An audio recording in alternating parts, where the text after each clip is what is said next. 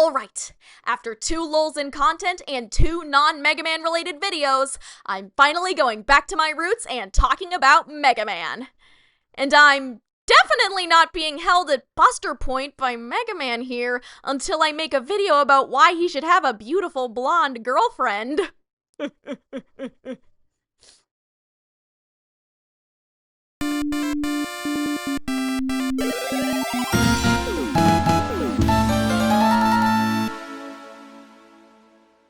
I went with a 1980s school dance look because today we're talking about young love.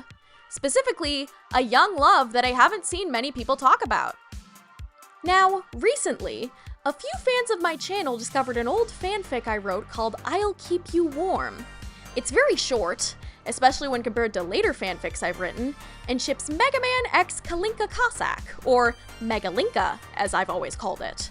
And the reason I wrote it all those years ago as a teenager on Wattpad is because, at the time I had written it, there were 0 Megalinka fanfics on the entire internet. Believe me, I checked. And even now, in a post-I'll Keep You Warm world, I can still count the amount of Mega Man x Kalinka fanfics on the internet on one hand. And now that I have a lofty position in the Mega Man fandom, I felt this was an issue I needed to talk about.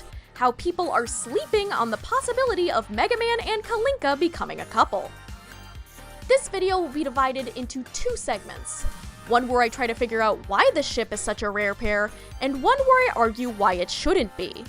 I know I'm not going to change hearts or minds overnight, but I still feel like this is worth looking at. So, without further ado, let's get this ship on the water. Part 1. Why haven't we? Before I try to persuade you, I must first do what I do best. Inform you. I've been in the Mega Man fandom for over a decade and noticed a variety of trends within it. Not to mention, due to the many fandoms I've dabbled in and how many YouTube videos I've watched about fandom-related topics, I've noticed what sways fandom towards liking certain ships and what pulls them away. It's a very specific application of sociology. So I'm going to talk about the possible factors that may have led to the obscurity of this ship. Get out your magnifying glasses, cause we're investigating the case of the missing Megalinka content.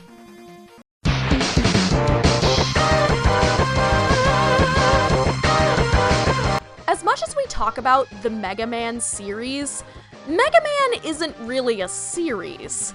It's 7 series in a trench coat. You could argue that the same is true for Super Mario, as it has many sub-series under the Mario name that play very differently. But all Mario spin-offs, from Kart to Party to Paper, are bound to feature the same characters and species that you'd see in mainline Super Mario games. You could also argue that the same is true for The Legend of Zelda, as each game takes place at a different point in the timeline and has a different Link, a different Zelda, different side characters, and a different aesthetic, but most Zelda games play pretty much the same and have similar items, and it's rare to see a Zelda game that's a direct sequel to a previous installment. No, Mega Man has several distinct series that all play differently, look differently, have different characters, and have their own sequels. The only thing that connects them is the main character being some kind of robot guy that shoots stuff. He doesn't even have to be called Mega Man! There's certainly a lot of overlap between fans of the different series under the Mega Man umbrella, but someone being a fan of one does not guarantee they'll be a fan of them all. So while the Mega Man fandom is pretty big, it's also very splintered. Fan works are especially divided among sectarian lines, because they're all specific to their series' world. You know, provided you're not a mega crossover AU person.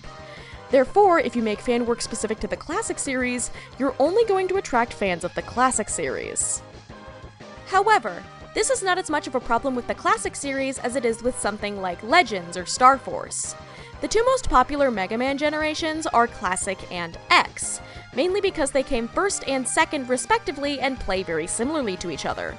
So while the entire fandom isn't bound to be knowledgeable about the minutiae of the classic series, there's a larger portion who are than there would be for some of the other series.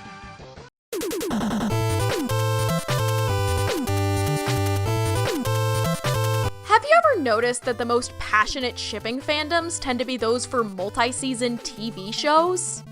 Like, Star Trek the original series inspired hundreds of secretaries to write Kirk x Spock fanfics back in the 70s. The Sherlock fandom came up with an elaborate conspiracy to prove that John Locke was canon and made up a new character just to ship him with Moriarty. Avatar: The Last Airbender had some of the most brutal shipping wars ever recorded back in its heyday. And from my perspective as a woman in fandom culture, I have never been more intensely into shipping than I was back when I was really into total drama. Even the term shipping itself originated among fans of The X-Files who wanted Mulder and Scully to get together. The reason behind this isn't just because TV series tend to be longer in aggregate than film, book, or game series, but also because television is a medium that prioritizes character interaction. TV shows don't tend to have the budget for top-notch special effects or Hollywood's top composers like films do, and in a time before streaming services, having every episode be one part of a continuous overarching plot wasn't conducive to picking up new watchers, so storylines in episodes are usually self-contained. Thus, most of the emphasis ends up being placed on the characters, their personalities, and how they interact with each other. Therefore, TV shows have a lot more interactions between characters for the fandom to comb through and draw shipping-based conclusions from. The relationship between canonical character interactions and shipper fervency extends to all forms of media, even video games. And Mega Man Classic, sadly, doesn't really have much in the way of character interaction. It's a single-player game, only 3 of the 13 games in the series have voice acting, and the series originated in the 80s when storylines in games were almost always bare-bones excuse plots, so the characters don't exactly, talk to each other all that much. Thus, due to its lack of kindling, the fire of shipping doesn't burn as brightly for Mega Man.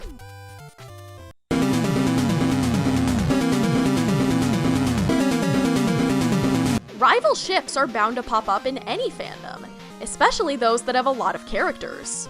Both Kalinka and Mega Man have multiple ships involving them that aren't with each other, which reduces the possibility that someone might warm up to Mega Man x Kalinka. On Kalinka's end, most people ship her with Proto Man, who saved her from Dr. Wily in Mega Man 4. And I get it, especially considering the most iconic couple in gaming met under very similar circumstances. However, I personally think Proto Man, being a lone wolf, would be closed off and not willing to socialize, which wouldn't really be conducive to forming a good romantic relationship. I've also seen some fans ship her with Roll, due to Roll saving Kalinka's life in the Mega Man Megamix manga. Now, I understand why someone would ship this, and find it pretty adorable, but I personally think shipping WLW ships in a series with only 3 female characters is like making dinner out of food you got from a vending machine. You can do it, but your options are going to be extremely limited. But if you can make those vending machine snacks into a delectable dish, then more power to you. On Mega Man's end, many fans ship him with Bass, which I understand. They're close in age, they're rivals, and they have a boatload of interactions, so it makes sense that people would ship them. It's for the same reason that people ship Sasunaru. However, the biggest stumbling block preventing people from shipping Mega Man and Kalinka is a ship that I think should not exist, but has been nudged at by adaptations and side games. Mega Man x Roll. Now, I don't like talking about things that I dislike in my videos, as I feel it will alienate some of my fans, and I'm already well prepared for the angry comments I'm going to get, but this is something that I feel needs to be said. Roll is Mega Man's sister. There is absolutely no denying that. Well, technically, since they're robots, they would not be fecund, and therefore there is no possibility of inbreeding, so incest would be okay in that instance. No! Be quiet. Genetic deformities are not the only reason incest is discouraged. Anyone who has siblings will tell you firsthand that siblings are not hot, they are live-in pests that you slowly befriend. Just because they're made by the same guy doesn't mean they consider themselves siblings, you know? Now, it's not clear if robots made by the same creator consider themselves relatives because of that in the Mega Man universe, but it is made very clear that Dr. Light sees Mega Man, Proto Man, and Roll as his children, and that they see each other as siblings. But she has a crush on him in the Rockman 8 manga! Which isn't canon. None of the comics are really canon to the games, each one is its own continuity. And even then, the only reason that Archie and Megamix have rose to the top is because they're the ones that deviate from canon the least and in the least ridiculous ways. Every other Mega Man comic plays extremely fast and loose with canon, with stuff like Centaur Man secretly being a woman who's dating Nightman, or Kalinka summoning a woman named Princesa from a portal who tries to kill them all because she's mad about how nobody reads Brazilian comics. And this Rockman 8 manga is no exception. It has things like a random fan of Mega Man's who he meets at a beach turning out to be a prince, Grenade Man attacking all the candy stores in town, and Proto Man faking his death for no reason. So, are you really going to hold this up as evidence? But a theme song is a love song! I listened to both the Japanese and English versions of her theme, Where the Wind Blows, and nowhere in the lyrics is it indicated that it's supposed to be about her feelings for Mega Man specifically. In universe, it's never even said that she wrote it for someone special or anything. She just wanted to become a singer-songwriter. For all we know, she might just be writing about her crush on a celebrity, or what she thinks having a crush would feel like even though she's never had one before. Pretty much every pop song on the radio is a love song. She's just following the trend. But she has a crush on him in Powered Up! Powered Up also retcons a lot of Proto Man lore, so it's clearly supposed to be its own thing. But she looks jealous and clingy in this Marvel vs. Capcom art. That's one way of interpreting the art. Personally, I see it as Roll getting angry at Mega Man and wanting to elbow him because he's staring at Morrigan's boobs, and that's very rude. And besides, every time Capcom has been asked whether Rock and Roll are dating, they have always insisted that they aren't, and that they are siblings. Alright, I must have made a sizable amount of enemies with that last point, but hopefully my next point won't be nearly as controversial. So, what's next?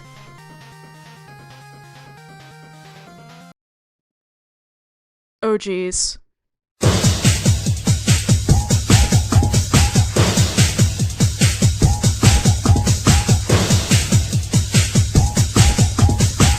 This is a very delicate subject. Probably the most delicate I've ever had to talk about. It's hard to talk about this without stepping on people's toes and or getting this video demonetized. But I will try to explain it in such a way that won't rock the boat too much. For reasons that the musical Avenue Q made a whole song about, a lot of shipping content made by fans is, well, spicy in nature. When you hear the word fanfiction, your first thought is probably a racy love story between two fictional characters who aren't together in canon. Of course, not all shipping content is like this, and in fact a lot of it, most of it even, is completely innocent. But still, that seedy underbelly exists and makes itself apparent every time you go on Archive of Our Own.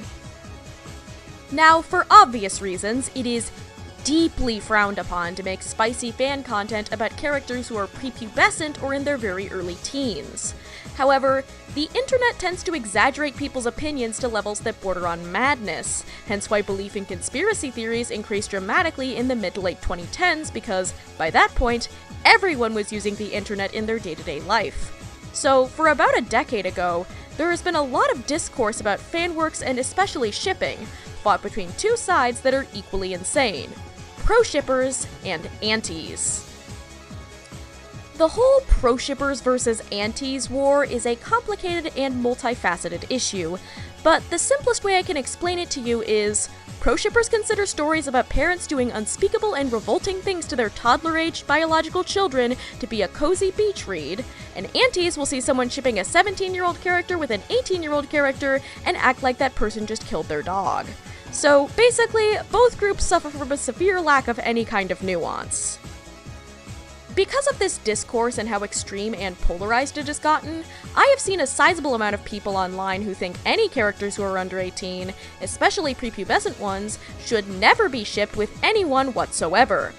This saddens me, because it indicates that either online discourse has poisoned these people's minds so much that they've forgotten about their own childhoods, or that these people must have had very lonely childhoods. Teenagers aren't ingenues free of any sort of desire. They're hormonal as heck and date each other so frequently that students at high school dances are socially expected to come in pairs. And even prepubescent children develop crushes on other children all the time. I mean, when I was in elementary school, I had a huge crush on this boy in my grade who also really liked Pokemon and other Nintendo games. and was smart and kind and calm and had great hair, and I remember daydreaming about the two of us getting married and living a domestic life. To link all of this back to Mega Man and Kalinka, canonically, Kalinka is stated to be 9 years old, and Mega Man's AI age is said to be 10. I know it's confusing that his name contains the word man when he's still very much a boy. So, both of them are clearly children, and I think that's a factor in why their ship isn't very popular. In today's era of constant shipping discourse primarily centered around the ages of fictional characters, I think people are more hesitant than ever before to make fan content depicting innocent, wholesome puppy love. Just look at the Phineas and Ferb fanfics on Archive of Our Own. There are twice as many fanfics that ship a human being with a platypus than there are fanfics that ship the 10-year-old characters who canonically have crushes on each other. Which, honestly, is a shame. Shipfics don't necessarily have to be bodice rippers in order to convey that these two characters love each other. Sometimes they can just be like Wally, two characters falling in love in a completely G-rated but still very heartwarming way. Though, in Mega Man and Kalinka's case, only one of them is a cute robot.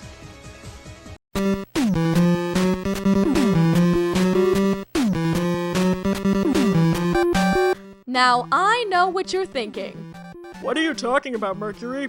I've been in the Mega Man fandom for years, and I've never seen a Fujoshi before. Heck, I don't even know what a Fujoshi is! And, I mean, that's understandable. The Mega Man fandom's Fujoshi population is most apparent on fandom websites, like Tumblr, DeviantArt, or the fanfic Big Three. If you're not a frequent user of one of those websites, you'll probably never have seen one. And as someone who has frequented and still frequents a lot of these fandom websites, including the Mega Man corners of these sites, I'm more than happy to explain this very cloistered phenomenon. A Fujoshi is a woman or girl who is monomaniacally obsessed with male-male gay ships, with a particular focus on the boys love or yaoi genre of manga, or at the very least, the tropes associated with it. These tropes include every main character being some kind of skinny, conventionally attractive anime boy, every couple being male-male and consisting of a seme and an uke, wonky proportions, a Twilight-esque fixation on how much the uke drives the seme mad with desire just by existing, and how the seme can't control himself around him, melodrama, societal homophobia rarely being addressed unless it's to add to the aforementioned melodrama, and, in many cases, being R-rated. Despite the word Fujoshi originating as an insult on the Japanese internet, and many Fujoshi's voyeuristic attitudes towards male-male love often getting on the nerves of gay and bisexual men, being a Fujoshi isn't always a bad thing. There are many trans men who were Fujoshis in their youth and whose fascination with BL manga and their majority male casts helped them discover their gender identity. Other people under the LGBTQ umbrella have stated that being a fan of BL manga helped them realize and accept their own sexuality, even if their portrayals aren't exactly realistic. Even for straight women, BL media can help them discover what qualities they like or don't like in a boyfriend before they're confident enough to actually enter the dating pool. And besides, most Fujoshis tend to grow out of their Fujoshi phase when they're in their 20s. It's like acne. It can hypothetically occur at any stage of life, but is most prevalent when you're a teenager. In fandom gathering spaces, Fujoshis tend to flock to franchises with majority male casts like moths to a lamp. And because Fujoshis are primarily fans of BL media, they tend to view everything they like through BL-tinted lenses. They tend to primarily judge ships based on how well they fit into the stereotypical seme-uke dichotomy, or at least how easily both halves of the ship can be crammed into those boxes. Every other factor is an afterthought to them, including, in some cases, whether or not they're related. They also tend to draw fan art for any piece of media in an art style that resembles BL manga, no matter what that media may be. It doesn't matter if the cast of the show they like is almost entirely non-human. They will be portrayed as slender, handsome, and undeniably human anime characters. Their fanfiction will also be full of BL tropes, including the most unrealistic and alienating ones. And, most importantly, they tend to ignore any ship that isn't between two conventionally attractive male characters, with male-female ships in particular often being viewed with intense vitriol. If a male character has a girlfriend or wife in canon, fujoshis, when writing fanfics about said male character, will either kill her off, pair her up with someone else, have her do something horrible that necessitates a breakup/divorce, or just ignore her existence so that they can ship the male character with someone they want to see him with. The Mega Man franchise, being anime-inspired and populated with characters whose names literally end in man, unsurprisingly became a huge fujoshi target in the late 2000s. I'm not sure who or what sparked it, but I'm fairly sure that Hyadain and his music videos about the love lives of Mega Man 2's Robot Masters poured lighter fluid onto it. So, if you looked up Mega Man on a site like DeviantArt or fanfiction.net back in the early 2010s, you'd see pages and pages of Robot Master Yaoi, drowning out any Mega Man ship that isn't between two slender, reasonably humanoid males. Don't get me wrong, I really like a lot of gay Mega Man ships, with Flashman X Quickman being my absolute favorite. But it is truly a shame that for a long time, the Mega Man fandom's taste in ships was largely swayed by a group of people who would rather ship Mega Man with his own brother than with a nice girl who's around his age.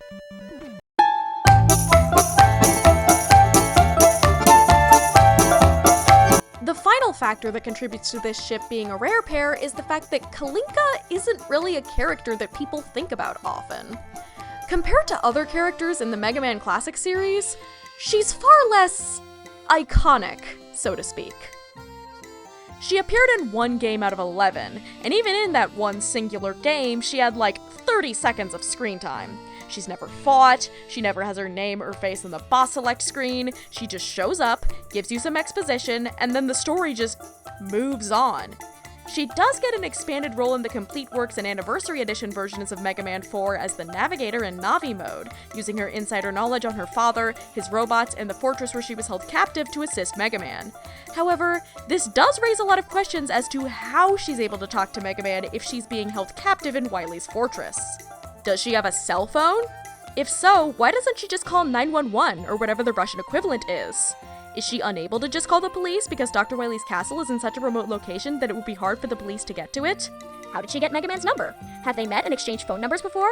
If so, why does she introduce herself in one of her Navi mode quotes, implying that Mega Man doesn't know who she is? Does Dr. Wily just have Mega Man's phone number written down somewhere and Kalinka was able to find it and enter it into her own phone while she was locked in his fortress? If so, why does Dr. Wily have Mega Man's phone number? Is it to harass him?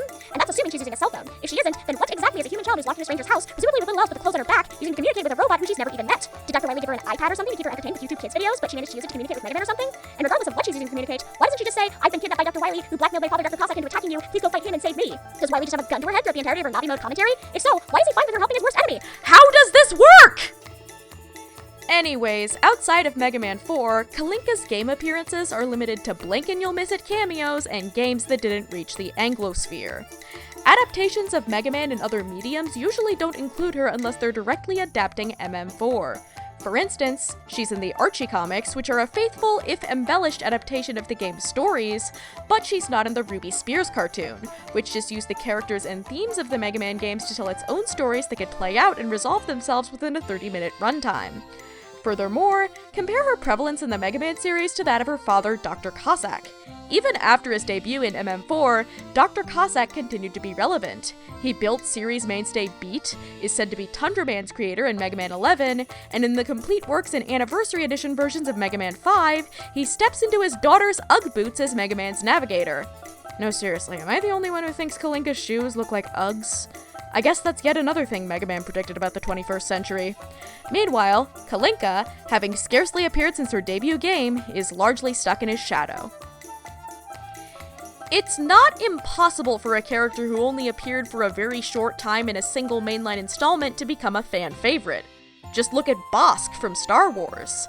But Kalinka didn't have that kind of good fortune. And thus, because she was underutilized in canon, she became underrated and overlooked in fanon. So yeah, I'd say these 6 factors all probably contributed to the relative unpopularity of Megalinka. But you're probably wondering why this is even a problem worth making a video about. What's so great about Megalinka anyways, you might be thinking? Well, sit back, 'cause I'm gonna tell you. Part 2. Why should we? Mega Man and Kalinka have a lot of potential as a couple. I should know because I've been shipping them since Obama was president. So I feel like I should explain all the reasons why Mega Man and Kalinka could and would make a great couple. Maybe this will convince you to ship them, maybe not, but I hope it will at least get you to consider it.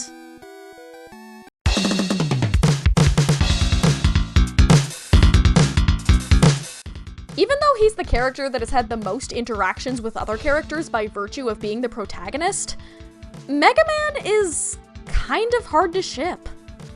You can't ship him with Proto Man or Roll because they're his siblings. You also can't ship him with any of the Robot Masters because Mega Man is a child and the Robot Masters are all adults. And even if you claim that Cutman is a child and powered up, that same game shows that because they were both created by Dr. Light, Cutman considers Mega Man his brother. So even in that case, they wouldn't develop those kinds of feelings for each other.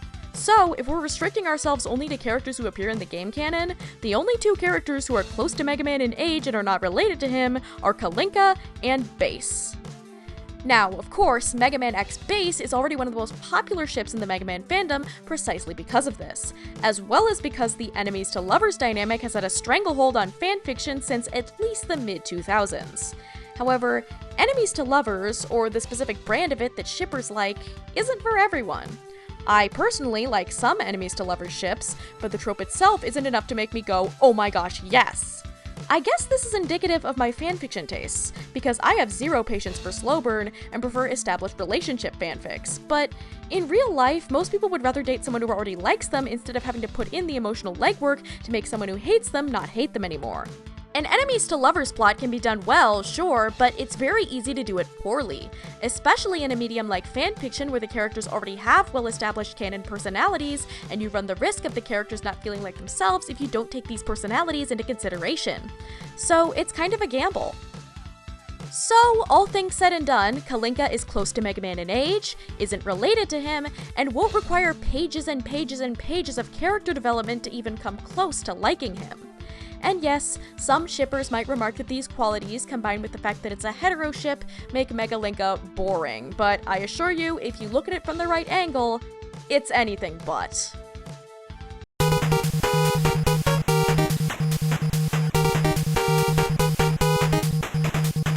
As you know, Mega Man is a robot. Kalinka, however, is a human being. And considering Mega Man, Proto Man, Roll, Bass, and the Robot Masters were all designed to more or less act like human beings, and in some cases look like human beings too, it's not a stretch to think that at some point, a human's gonna see one of those robots and think, he's kinda fine though. And there's a lot of ways that a writer can expand on that, in fan fiction, fan music, fan comics, fan games, or other kinds of fan works. In a scenario where Mega Man and Kalinka have crushes on each other, Kalinka could feel conflicted about her feelings for Mega Man precisely because he's a robot, questioning if he really likes her back or if she's just misinterpreting the kindness that he was programmed to display towards humans as affection, wondering if he can truly reciprocate her feelings towards him of his own accord. Meanwhile, Mega Man is confused because he's never had a crush before and didn't even think robots like him were capable of it. He's cared about people before, but not to this capacity. He's internally debating with himself over whether or not falling in love with a human girl falls within his directive to protect and set a good example for humanity. The potential for internal conflict and melodrama there is very clear. A skilled writer can use this premise to explore what it truly means to be human, and postulate whether or not a being needs to be made of flesh and blood to be our equal. One can also use Megalinka to explore how a relationship between a human and a robot might be perceived within the world of Mega Man. Robots with independent thought are a relatively recent thing in the Mega Man universe, so there's probably some kind of social taboo around a human dating one. This can be a great way to generate conflict in a story about Mega Man and Kalinka falling in love. Have people around them try to drive them apart because they don't think humans and robots should date each other. A lot of very famous love stories are about relationships that are frowned upon by their society. Romeo is a member of the Montague family, who have been bitter enemies with the Capulet family for decades, but he falls in love with Juliet, a member of the Capulet family. Rose comes from an upper-class family and was expected to marry someone wealthy so her family could maintain their high status, but she falls in love with Jack, an impoverished artist. Ember is a fire elemental, a species that tends to dislike water for obvious reasons, but she falls in love with Wade, a water elemental. It's a bit of a cliche, sure, but it's worked time after time, and in the hands of a skilled writer, it can certainly work for a love story between a human and a robot. Not only that, but a human-robot love story can make for great social commentary about how, in real life, certain types of romantic relationships have been, and still are, very frowned upon. Just look at the Futurama episode Proposition Infinity, which uses a romantic relationship between the human Amy and the robot Bender, and the way other characters treat them because they're in a relationship, as a parallel to contemporary attitudes towards gay relationships. A robot pastor sees them together and says their relationship is sinful. Amy's parents try to set her up with a human boyfriend to make her forget about Bender. Bender is sent to a rehabilitation camp for robots who are attracted to humans where they're taught to suppress their desires, and they aren't able to get married in the city where they live because it's illegal there. They even got openly gay actor George Takei to guest star in the episode. Similarly, a writer can use a relationship between a human and a robot as a metaphor for any kind of guess who's coming to dinner scenario where someone who is othered by society dates someone who isn't. The fact that Kalinka is from Russia, a country that, as of right now, is extremely harsh towards their societal others, could allow for even more parallels to real-world issues and even more drama surrounding her relationship with Mega Man. I know that conflict between different species isn't really a one-to-one metaphor for conflict between different types of humans, and I know fan works aren't exactly the best place to go for social commentary, but the possibility is there. Speaking of drama, a writer could also tell a dramatic Megalinka story by calling attention to the physiological differences between their species. You could write an angst fic where Mega Man doesn't age but Kalinka does, and when they're both young, they have feelings for each other and enjoy spending time together, but Kalinka grows older, and slowly but surely she loses interest in him, leaving him sad and alone. You could write a fic where Dr. Cossack disapproves of Kalinka's relationship with Mega Man because he wants Kalinka to give him grandchildren someday, and robots are unable to reproduce with humans, and Kalinka has to convince him that he's being overdramatic.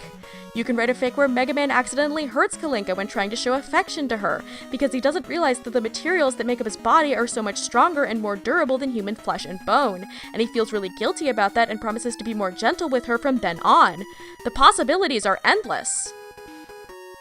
And it's not just angst and conflict. The fact that Mega Man is a robot and Kalinka is a human can be used for cute fluff.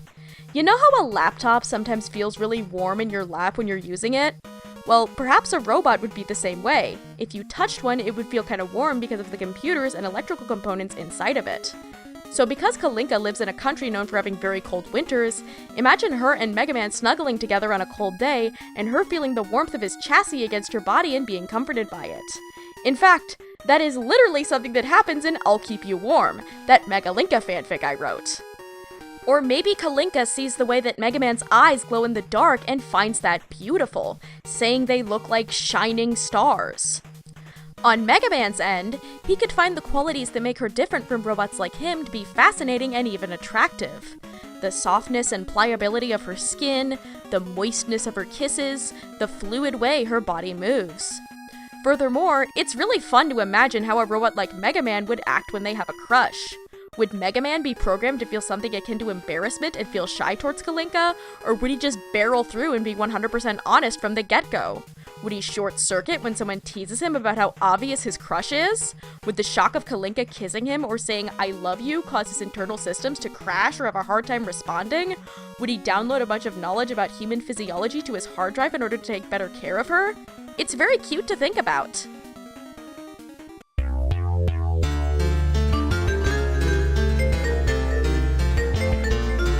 While it may not seem like much to us outside observers, what happened to Kalinka in Mega Man 4 was probably the worst thing that ever happened to her in her life. At the age of only 9, Kalinka Cossack was kidnapped by a man she didn't know, imprisoned in an unfamiliar place, and used as a bargaining chip to convince her father to join his side. Realistically, do you think she would get out of that experience completely mentally unscathed? Children's brains have an easier time absorbing new memories and information than those of adults. Because of that, if something really bad happens to a kid, there's a good chance that it will haunt them for the rest of their life, and will negatively affect their cognitive, social, and emotional development. One's fears also tend to develop during childhood, stemming from things they saw or experienced that made them feel bad. I should know! When I was Kalinka's age, I had unrestricted internet access, and I wanted to learn more about all my favorite things. Unfortunately, I ended up stumbling upon a lot of dark, gory, scathing parodies of my favorite things, in which their characters are violently killed or portrayed as violent killers for the sake of comedy. To this day, not only do dark and gory parodies of things I like make me deeply uncomfortable, making it very hard for me to watch Robot Chicken even though some of their sketches are pretty funny, I also can't stomach gore art of characters I love made by fans of those characters, or fanon jokes about fictional characters I like dying or being murderers, or non-canonical episodes of shows I like where their characters get killed violently. And if something as small as seeing a YouTube video of my favorite character getting slaughtered left me with lasting trauma, imagine how much trauma being held hostage at that age would leave you with. She'd probably develop trust issues towards strangers, especially towards older men. She'd probably become terrified of her father not knowing where she was, and constantly send him texts to reassure him that she's okay whenever she has to leave the house. And she'd certainly have nightmares about Dr. Wily for many, many years afterwards. So perhaps Mega Man sees this girl racked with anxiety and misery, and being a kind-hearted boy with a strong desire to do the right thing, offers her a shoulder to cry on. He'd listen to what she has to say about how Dr. Wily treated her, and being someone who Dr. Wily has tried to kill multiple times, sympathize with her. Maybe he'd hold her close and tell her that what Wily did to her is in the past, and reassure her that he will protect her with his life to ensure nothing like that ever happens to her again. I mean, Mega Man only wants to help people, and sometimes being there for someone who's hurting is the greatest help there is. I don't know, man. I just really like hurt comfort fics, and I'd like to see more of them.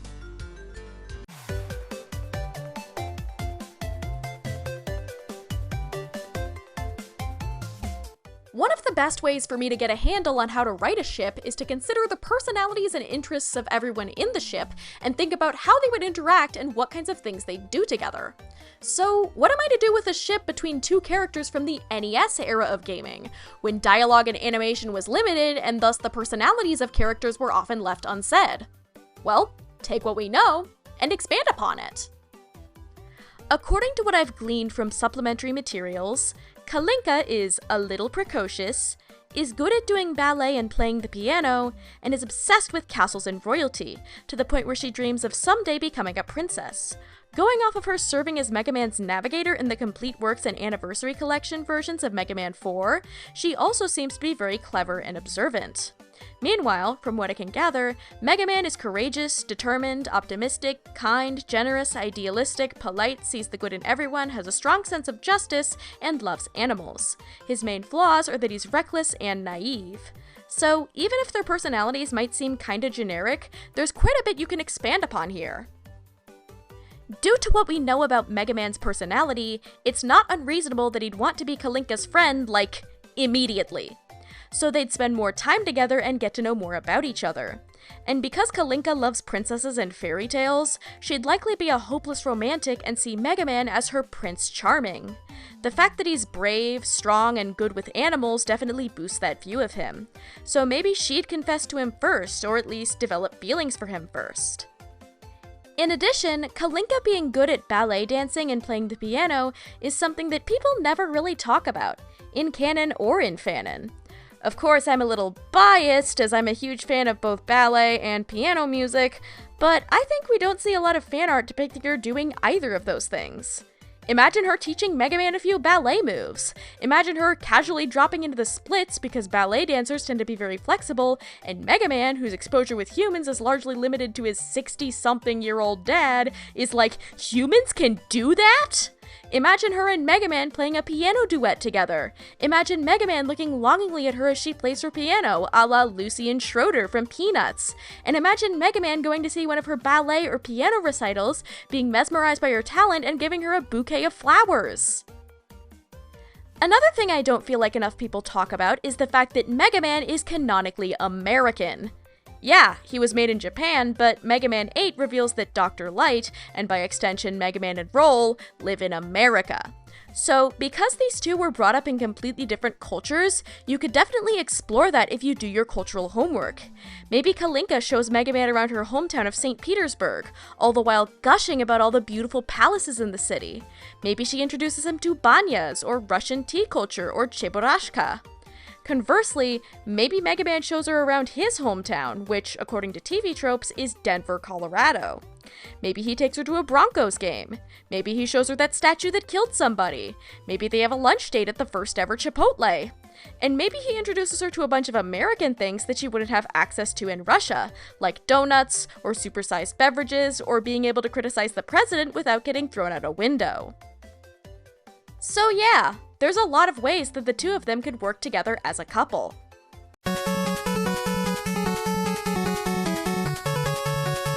And finally, and most importantly, this wasn't just a ship that I pulled out of thin air to get people to stop shipping Mega Man with Roll. Nope, there's actually a little nugget of information made by Capcom that proves that Kalinka does in fact have a crush on Mega Man. For Mega Man's 10th anniversary, 2 pieces of art were drawn to commemorate it, showing characters from the classic, X, and Legend series all crowded together. In one of them, Mega Man is front and center, and Kalinka has a ring with a huge gem on her finger and is mesmerized by it. In the other one, Kalinka is giving Mega Man a hug and a kiss on the cheek. Mega Man looks nervous or even sad about this, and some have claimed it's because he doesn't like her back, but that's just one way of interpreting it. Maybe he's still in his girls have cooties phase. Maybe he was sad or scared for a different reason and Kalinka kissed him to comfort him. Maybe he thinks she's rushing into a relationship with him or being too forward. Maybe he's worried because he doesn't know how to respond to a human having feelings for him. Or maybe he's just nervous because Kalinka's dad is literally right there behind him and would be furious if he saw his little girl getting involved with a guy. Now, a Mega Man X Roll shipper pointed out to me that this same image has Roll looking directly at the two of them with a grumpy expression, and claimed that she was mad at Kalinka for kissing her man. But again, that's one way of interpreting it. I personally see it as her being mad at Kalinka for dating her brother. It's been established in a lot of Mega Man media that Roll and Kalinka are friends. Best friends, even. And in most cultures, it's considered very rude to date your friend's sibling. It makes the friend feel like you were using them to get close to their sibling, it turns visits to your friend's house into flirt sessions with your friend's sibling, and if you and your friend's sibling end up breaking up, the friend will be forced to take a side and sully their relationship with someone that they care about. Plus, it's common for single people to resent when their best friend gets into a relationship, because it feels like their friend won't shut up about their new partner, spends more time with their partner than with their best friend, and makes them feel jealous and lonely because they're still single. Anyways, no matter how you slice it, based on this piece of art, it is undeniable that Kalinka canonically has feelings for Mega Man. In conclusion, Mega Man and Kalinka would make an amazing couple. I know it's unrealistic to ask for them to be made unambiguously canon, but I at least think more people should make fan content surrounding them. It should not be as much of a rare pair as it is. I'm sorry if this video isn't as informational or objective as my other Mega Man videos, but I hope you took something away from it anyways, or at least found it entertaining. Anyways, if you liked the video, or are just impressed by my massive earrings that look like something a robot master should be throwing at someone, be sure to like and subscribe, and make sure to support my Patreon if you can! Until next time, stay stylish.